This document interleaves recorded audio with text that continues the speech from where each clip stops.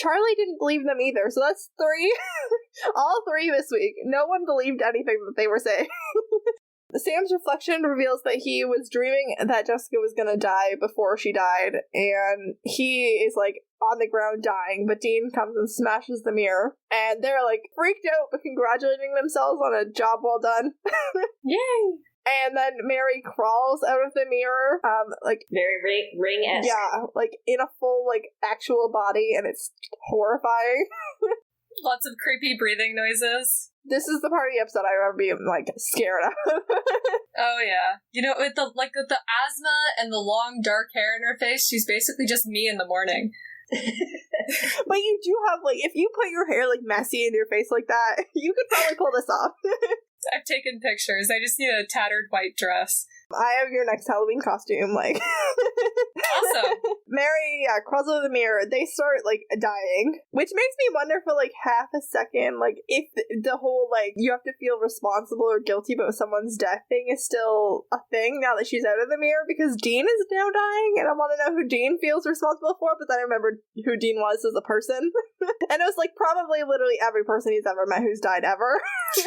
Who doesn't he feel responsible for? But that also just might not hold now that she's not bound to the mirror. She might just be able to kill anybody she wants. But Dean picks up a mirror and, like, flips it around and, like, points Mary's own reflection back at her, and her own MO kills her because, you know, she's been running around all week killing people. And yeah, Dean makes a joke that they've incurred about 600 years of bad luck by smashing all these mirrors, and yeah, see the next 15 seasons of this show, because pretty sure that tracks. The accuracy. Honestly. So then they go pick Charlie up from the motel, and they take her home, and Sam tells Charlie that she has to forgive herself for her boyfriend's death, that there likely wasn't anything she could have done. Again, she was definitely a child when this happened, so yes, totally none of this was Charlie's fault. And yeah, if someone threatens to commit suicide, then that they have their own mental health issues. Yeah. I mean, it would have been good, I guess, if she had, like, told someone that happened, and then, like, maybe someone else could have stepped in, like an adult. Yeah, exactly. But also, like, yeah, that was clearly the boyfriend's issues, not hers. And that was about her boyfriend. Her boyfriend was manipulating her, and so that wasn't her fault, and I hope that she feels less guilty about it going forward. Yeah, I hope she's able to recover. Yeah, and that she wasn't too horrifically scarred by this whole experience. On top of that, like, thing that happened to her boyfriend, I hope that this happening to her didn't also, like, damage her permanently.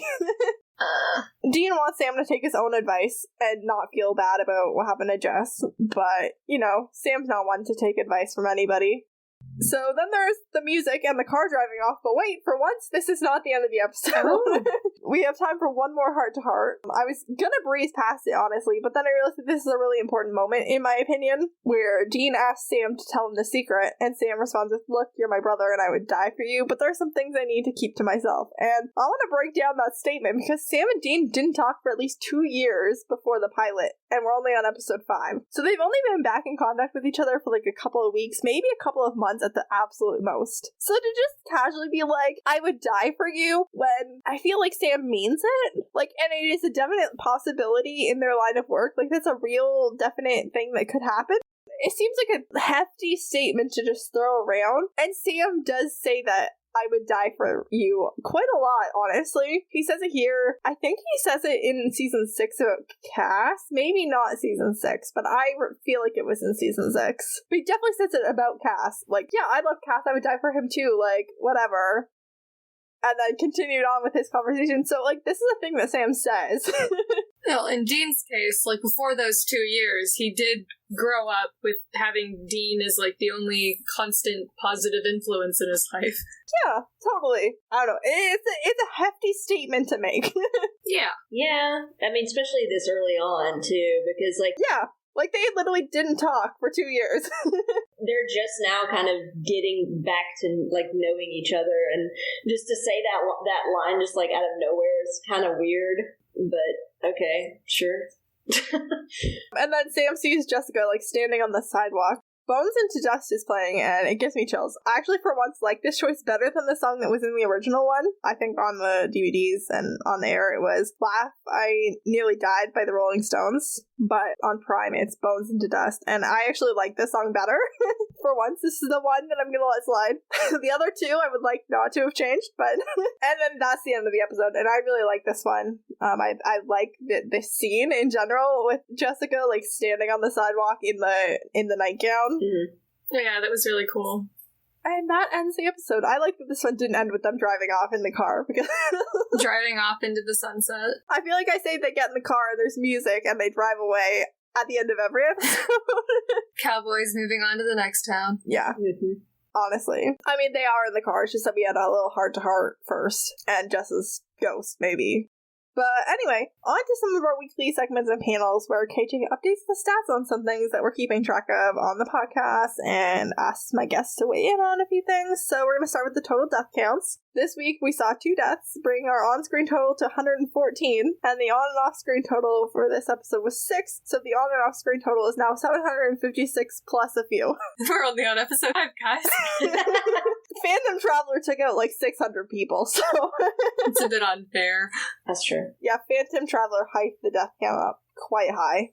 We also tried to assign an MVP of the week's most valuable person, so let's see who our guest would nominate as this week's most valuable person. Meredith, how about you start? Well, I think both Sam and Dean did pretty well this week. I'm gonna go with Sam, because he did a lot at the climax with baiting Mary and all that. Yeah, okay, good. Francis, how about you? I feel like maybe Charlie would be the MVP because she's the one who like believed the guys after they were like, we think something else is going on here, and she was the one that like helped them get like information about the fact that Jill was driving a car that killed that 8-year-old boy.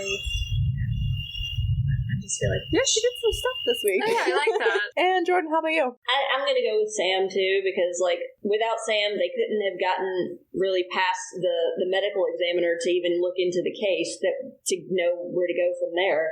He also, was the only reason they were able to get Mary in the mirror in the first place. Fair enough. Also, it said Charlie or maybe Jean, but you know what? I'm going to switch it to Charlie or Sam. Because, yeah, that was good points for everybody. Next, the show is Sophie of Women, so let's put it to the Bechdel test. It actually passes. Yeah, this is the first week it's ever passed. Spoiler alert. So let's go through step by step. Did we have 2 named women in this episode? Yeah. Yeah, we had a lot of girls this week. I would say more girls than women, but we had Jill, Donna, Lily, and Charlie all had names. And did they all talk to one another? Yeah, quite a lot. Jill, Donna, and Charlie were all like besties, and all 4 of these people were sitting together at the wake thing that the Winchesters rudely intruded on. So rude, honestly. They could have just waited until people left. That's not fun. And lastly was the conversation about something other than a man. Yes. So, yeah, this episode is the very first ever to pass the Bechdel test. I feel like Ed and KJ needs a victory now. Ding. This feels like an achievement of a very low bar. It's like, congratulations, their standards were very low and you passed. Yeah, you finally met them. 5 episodes in. This week's case of the week was Bloody Mary, who comes from a bunch of different places. As we saw in this episode, linking it back to one specific thing or person's pretty difficult, but I think we tried to track some information down, so I know Meredith and Jordan both have a lot of information, so let's start with you two. Okay, so I was researching, well, first of all, I was researching like who Bloody Mary could be, because there's a lot. Yep. And the legend varies, because, it's a legend. She's the ghost of a witch, the ghost of a woman whose baby was killed. They pretty much agree that she's a ghost. This episode was actually very fun for me to research because it's the perfect excuse for me to sneak in some Tudor history. So some people believe that she's based on a real person, which is like Mary I, Mary Queen of Scots, or even Elizabeth Bathory, who is a Hungarian noblewoman and one of history's most prolific serial killers. I learned who Elizabeth Bathory was this week. Oh, she is so much fun for all the wrong reasons. I don't know how I didn't know about her before now, considering my love of true crime, but... But yeah, apparently people like the notion of a murderous mirror ghost being a famous European blue blood. And all of these theories are all unconfirmed, but they're all really fascinating women, and the one I'll be elaborating on is Queen Mary I of England, because she was actually called Bloody Mary. I don't know if it was during or after her lifetime, though. But she's definitely known that way now. Yeah, she's called Bloody Mary for reasons. Anyway, Mary I was the daughter of Henry VIII and Catherine of Aragon, who was the daughter of Queen Isabel. If unfamiliar to you, Henry is known for marrying 6 times and executing 2 of his wives, and Ferdinand is... Please enjoy a musical about it. Still haven't seen it. I need to. Her grandparents are known for starting the Spanish Inquisition, deporting or forcefully converting their Muslim population, and unleashing Christopher Columbus upon the Americas. And yet, Mary was the one they called bloody. I forgot about that part. I forgot about the Christopher Columbus part. Yeah. What the hell, Ferdy and Izzy? They really had something going. And yet, Mary is the one they called bloody. I mean, she'd kill a fair number of people herself. Hey, she didn't kill that much more than her ancestors did. Or her sister. True. Anyway, when she ascended to the throne, England was officially Protestant, and funnily enough, it became Protestant partly, but not entirely, so Henry could divorce her mother. Fun times. Yep. Anyway, since people didn't really believe in respecting religious differences that much, she set about making England Catholic again, and she earned the nickname Bloody Mary because she executed hundreds of Protestants. But then her sister became queen and executed all the Catholics, so... And for those of you who don't know, her sister is Queen Elizabeth I. Yeah, she became the Virgin Queen, even though she also committed a lot of murders. Not marrying was more important than Call that. her Bloody Betty or something. That would have been fun. As far as I know, there's actually no known connection between this Bloody Mary and the ghost Bloody Mary, but it's actually really funny to imagine how differently this episode would have gone if the Winchesters were running from this, like... That would be amazing, honestly. They're fun because, like, I don't know, they rely a lot on the strange little things you think you see when you're staring into a mirror in a dark room. With a candle. Like, yeah, like, if you do that long enough and you really want to see something weird, then, yeah, you're probably going to. Yeah, if you breathe weirdly on your candle, like, one time, and you're, like, looking at a mirror, like, you're gonna see shit.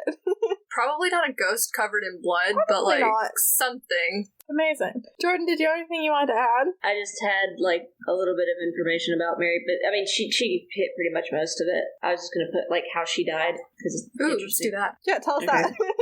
So she died at age 42 in 1558 during an influenza epidemic. Although she had been suffering from abdominal pain and may have had uterine or ovarian cancer, her Ooh. half-sister Elizabeth succeeded her as the monarch, and England remained Protestant. Yikes. Francis, I don't know if you had anything that you wanted to add. The one that you were saying that the women were holding the mirrors with the candle to try to see, like, vision or whatnot. You know, I also read about how they would like towards up the stairs to see a vision of their future husband's face. Yeah, I heard that one too. But if they would see a skull in the mirror instead of, like, a person's face, that meant that they were going to die before they ever got to get married. I Rough. also found really interesting that originally Bloody Mary's name had to be uttered 13 times. Yep, which is a lot of times. Oh yeah, I saw that a bunch of times too. 3 is much more manageable. You have to, like, count it while you're saying it. Right. Wait, no, that was only 12. Yeah, I think that's all my notes. Yeah, that's all I had to. I have a couple other things about Mary. I found an actual journicle article. It was behind the JSTOR paywall, the most annoying paywall in the world. So I didn't click on the article to, like, read the whole thing, but essentially it's by this folklorist called Alan Dundes? I don't know. And it's called Bloody Mary in the Mirror, a ritual reflection on prepubescent anxiety. And an article I read about that article told me that his theory is that the whole, like, story is kind of like an initiation to womanhood, where girls who are, like, on the edge of puberty like go into the bathrooms and do this, and, like, it's a myth about blood appearing, so, like, it's all like an allegory for the menstrual cycle. In my opinion, only a man would write something like this, but Yeah. since I didn't read the full article, I guess I can't judge it too harshly. Especially because a lot of the boys I grew up with did it too. Oh, definitely. It's just the thing that kids do. Like, you hear about a murder ghost in the bathroom, yeah, let's try it out. Yeah, your eyes might get scratched out if you say Bloody Mary enough times in front of a mirror. Why does that sound like a good time? Why not? I don't need my eyes. Another popular candidate for the Mary in Bloody Mary is Mary Worth, which is a nice, I guess, nod in this episode because they said the person's name was Mary Worthington. Oh, yeah. Mary Worth was one of the women who was executed during the Salem witch trials. So I guess she would have a reason to be pissed. Yeah. Okay, and now I'm going to ask my guests for a low light, which is their least favorite part of the episode, and